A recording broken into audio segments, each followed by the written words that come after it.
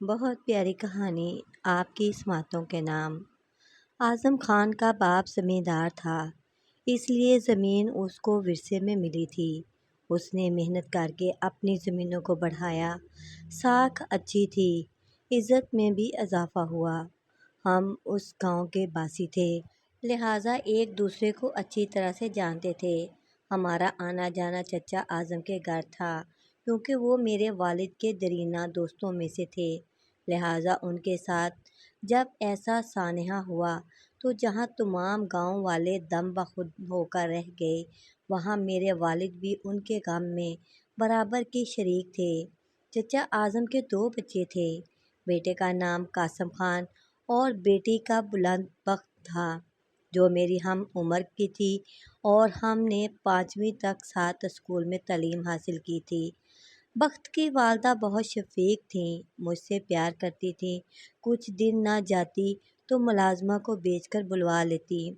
وہ ایک بڑے زمیندار کی بیٹی تھیں اور کافی جہیز لائی ہوئی تھیں، لہٰذا سسرال میں انہوں نے بڑی عزت پائی، اور وہ خوشحال گھرانوں کے ایک ہو جانے سے اس خاندان کی عمارت دوبالا ہو گئی۔ قاسم خان اور بلند بخت نے گاؤں کے پرائمری اسکول میں تعلیم پائی۔ بلند بی بی نے 5 جماعت پڑھ کر اسکول چھوڑ دیا، جبکہ قاسم خان نے 10ویں جماعت پاس کی تھی۔ یہاں یہ رواج تھا کہ لڑکی کی شادی جلد کر دی جاتی تھی، جبکہ لڑکے چاہتے تو کمانے کی غرض سے دوسرے صوبوں کو کوچ کر جاتے تھے۔ اس طرح لڑکوں کی شادی میں تاخیر کو معیوب خیال نہیں کیا جاتا تھا۔ چچا اعظم کو بھی بلند بخت کی کم سنی میں ہی اس کی شادی کی فکر ستانے لگی۔ وہ اکثر میرے والد سے اس بات کا تذکرہ کرتے رہتے تھے۔ ان کے خاندان میں کوئی موزوں رشتہ نہ تھا۔ کافی سوچ بچار کے بعد یہ فیصلہ کیا کہ بیٹی کو دور کے عزیزوں میں بیاہ دیا جائے۔ ان کے یہ عزیز گاؤں سے 7 کلومیٹر کے فاصلے پر رہتے تھے۔ ان سے پہلے صلح تھی، مگر اب کچھ عرصے سے ناراضگی چلی آ رہی تھی۔ چچا اعظم نے اپنے قبیلے کے ایک شخص سے ارادہ ظاہر کیا تو نعمت اللہ خان تک بات پہنچ گئی۔ ان کی طرف کچھ بزرگوں نے خیر سگالی کا پیغام بھیج دیا۔ چند شرائط طے ہوئیں اور پھر جرگے کی کوششوں سے بلند بی بی کا رشتہ نعمت اللہ خان کے بیٹے شرافت سے ہو گیا۔ یوں دیرینہ ناراضگی ختم کر دی گئی، جو کسی بھی وقت دشمنی میں بدل سکتی تھی۔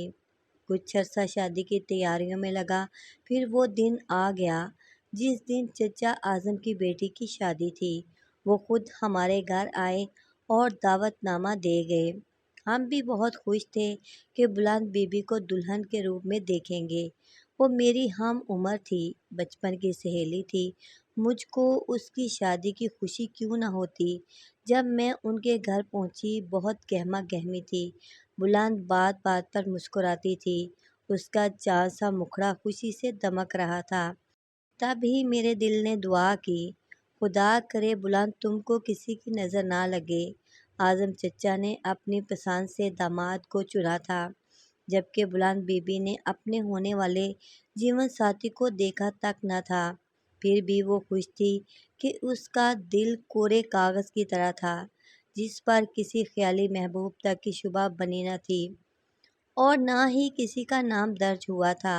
ایسی لڑکیاں جن کے دل میں کسی کا خیال پہلے سے موجود نہ ہو، ان کی شادیاں خوشی کا سندیسہ لاتی ہیں، کیونکہ ان کا دولہا ہی ان کا محبوب ہو جاتا ہے۔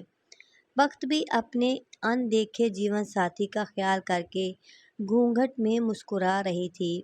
میں سوچ رہی تھی کہ جانے یہ خوش قسمت ہے کہ نہیں، مگر یہ اس وقت کتنی مطمئن ہے جبکہ اس نے اپنا دولہا دیکھا تک نہیں ہے۔ اتنے میں شور مچ گیا کہ بارات آ گئی ہے۔ میں بھی دولہا کو ایک نظر دیکھنے چھت پر گئی، جہاں اور لڑکیاں بھی تھیں۔ وہ سب بارات کو دیکھ رہی تھیں۔ دولہا اپنے رشتہ دار نوجوانوں کے درمیان ایسا جگمگا رہا تھا جیسے ستاروں کے جھرمٹ میں چاند۔ اس کا مردانہ حسن و جمال بے مثال تھا۔ تب ہی میں نے تسلیم کیا کہ خدا کی قدرت نے ان دونوں کو بالکل ٹھیک ملایا ہے، یہ ایک مثالی جوڑی کہلائے گی۔ بہرحال نکاح ہو گیا۔ بلند اور شرافت خان رشتہ ازدواج میں منسلک ہو گئے اور پھر رخصتی کی گھڑی آ گئی۔ فضا میں سرشاری تھی اور ماحول میں نغمات کی دھیمی دھیمی لہر چل بسی۔ لڑکی والوں کے گھر میں سہیلیاں سہاگ گیت گا رہی تھیں، جبکہ دولہا کے گھر دروازے تک خوشی کے شادیانے بج رہے تھے۔ ان کی خوشی کا عالم دیدنی تھا۔ اکلوتے بیٹے کی شادی تھی اور یہ زمیندار لوگ تھے۔ خوشی کے اظہار کے لیے فائرنگ کے علاوہ علاقائی فنکار بھی اپنے رقص و سرور اور فن موسیقی کا مظاہرہ کر رہے تھے۔ یوں میری دوست نہایت دھوم دھام سے بیاہ کر بابل کے گھر سے اپنے دولہا کے گھر چلی گئی۔ بلند بی بی کو خوبرو دولہا ملا تھا، سسرال نے پیار دیا۔ یہ زندگی کسی جنت سے کم نہ تھی۔ جب وہ شادی کے بعد پہلی بار میکے آئی تو پہلے سے زیادہ خوبصورت لگ رہی تھی۔ وقت گزرنے لگا، 1 سال خوش و خرم گزر گیا۔ بلند کو کوئی پریشانی نہ تھی، مگر ایک شخص جو ان کے گھر میں رہتا تھا اور جس کا نام اکبر تھا، اس کو بڑی پریشانی تھی۔ اکبر خان کے بارے میں بتاتی چلوں کہ اس کی ماں جب بیوہ ہوئی تو وہ 6 ماہ کا تھا اور اس کا بیوہ کا نام حیات بی بی تھا، جو نعمت اللہ خان کی رشتہ دار تھی۔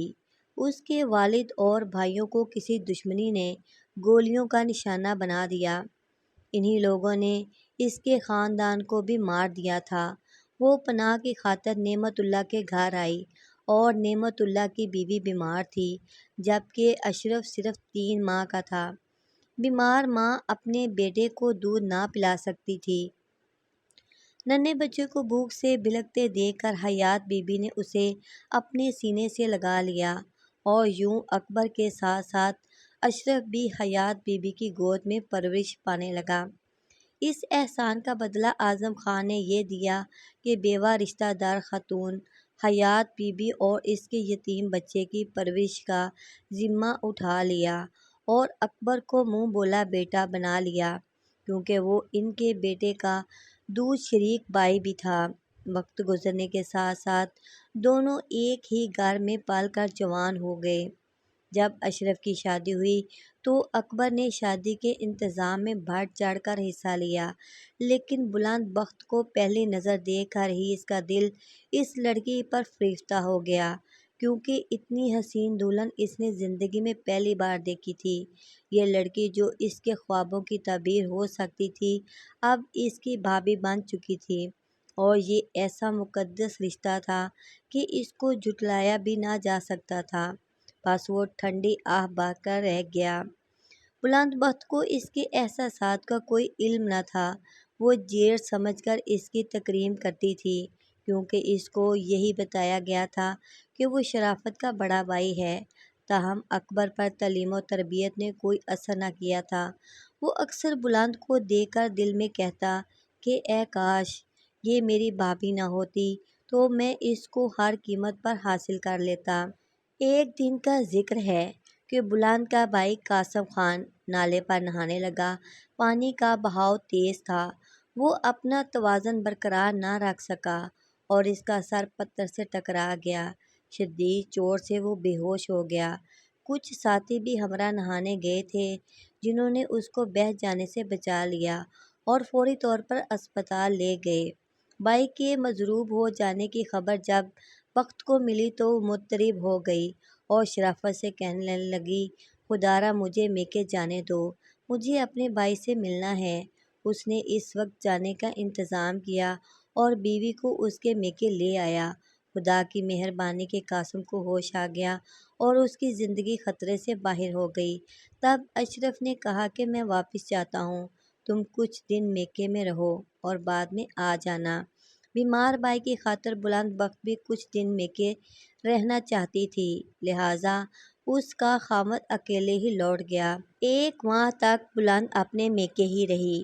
اچانک ہی ایک ٹرک سے ویگن کا تصادم ہوا تو اشرف کو شدید چوٹ آئی، کیونکہ وہ وین چلا رہا تھا۔ سسر نے اکبر کو کہا، جا کر اپنی بھابھی کو لے آؤ، کیونکہ میں زخمی حالت میں بیٹے کو چھوڑ کر بہو کو لانے نہیں جا سکتا۔ اکبر بلند بخش کے میکے آیا اور بھابھی کو کہا گھر چلنے کی تیاری کرو کیونکہ بھائی کو چوٹ آئی ہے اور والد صاحب نے مجھے تمہیں لانے بھیجا ہے۔ شوہر کی حادثے کی خبر سن کر وہ حواس باختہ ہو گئی۔ قاسم بھائی تو پہلے ہی ٹھیک نہ تھا اور اعظم خان بیٹے کی تیمارداری میں مہو تھا، بس اس نے ایک لمحہ بھی ضائع نہ کیا، مناسب خیال نہ کیا۔ اپنی ماں کو کہا کہ والد صاحب آ جائیں تو آپ لوگ آ جانا، مگر میں اب نہیں رک سکتی کیونکہ اشرف خان کی وین کو حادثہ پیش آیا ہے، میں جا رہی ہوں۔ سچ کہتے ہیں کہ برا انسان شیطان سے بھی بڑا بھیڑیا ہے۔ اکبر نے قاسم خان کی والدہ کے ہاتھ کی روٹی کھائی اور پھر اپنے ساتھ 2 نالی بندوق لے کر ظہر کے بعد 3 بجے کے قریب وہ روانہ ہو گئے۔ راستے میں جنگل پڑتا تھا، یہ ان درختوں میں سے ایک بارانی نہر بھی گزرتی تھی۔ درخت اتنے گھنے تھے کہ دن کو بھی رات کا سماج لگتا تھا، اور خدا بہتر جانتا ہے کہ اکبر کی نیت پہلے سے خراب تھی یا اسی وقت خراب ہو گئی تھی۔ یہ بھی خدا جانتا ہے کہ وہاں کیسے بات شروع ہوئی، مگر اکبر کی بری نیت سے بچنے کے لیے بلند بخت نے پوری کوشش کی، جس قدر ہو سکتا تھا وہ بھاگی، لیکن قسمت میں بد نصیبی لکھی تھی۔ جب اکبر کو یقین ہو گیا کہ وہ بلند بخت کو آسانی سے گھیر نہیں سکتا تو بھاگتے بھاگتے اس نے فیصلہ تبدیل کر دیا۔ اس نے 2 نالی بندوق سے بخت کے پاؤں کا نشانہ لیا اور فائر کر دیا۔ بدبختی سے اس کا نشانہ صحیح لگا اور وہ لڑکھڑاتی ہوئی پتھروں پر گر گئی، اور ایک بد نیت انسان نے اپنی منشا پوری کر لی۔ پھر وہ نہر پر آ کر ہاتھ منہ دھونے بیٹھ گیا۔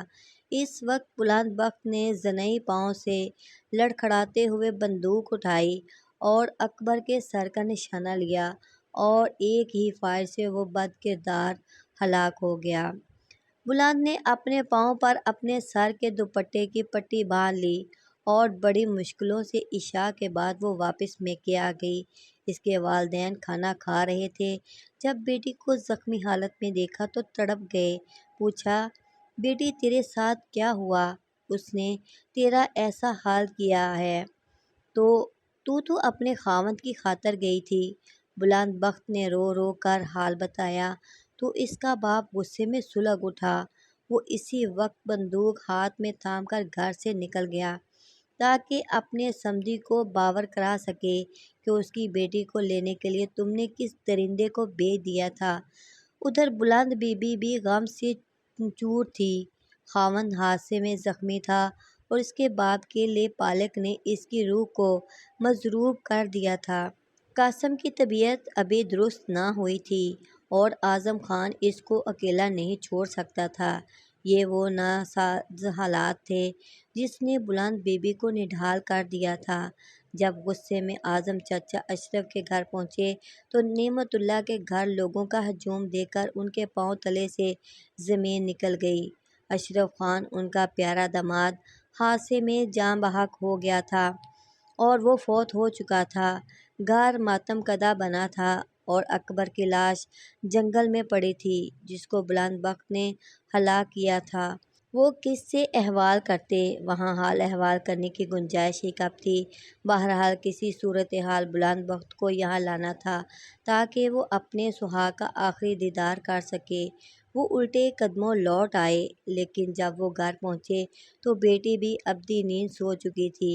اس نے خود اپنی زندگی کا خاتمہ کر لیا تھا اور اپنے سہاگ سے اس قدر پیار کرتی تھی کہ خدا نے اتنی بری خبر سنانے سے پہلے ہی اس کو اٹھا لیا تھا۔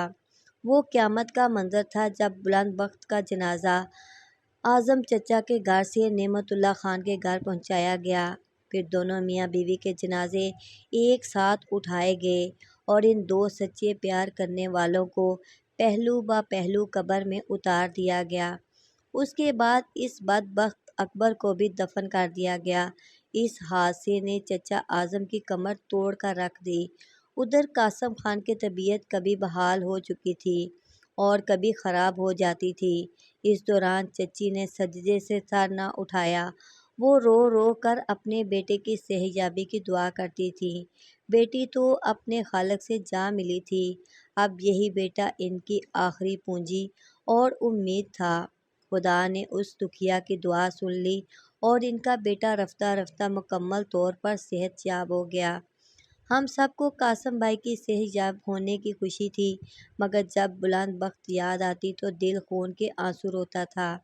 میں سوچتی ہوں کہ کچھ لوگوں کی خوشیاں کتنی ناپائیدار ہوتی ہیں، ایسے ہی جیسے انسان کی زندگی ناپائیدار ہے کہ آج ہے کل نہیں ہے۔ کتنے چاند سے چہرے کے جن پر نظر نہیں ٹھہرتی، دیکھتے دیکھتے خاک نشین ہو جاتے ہیں۔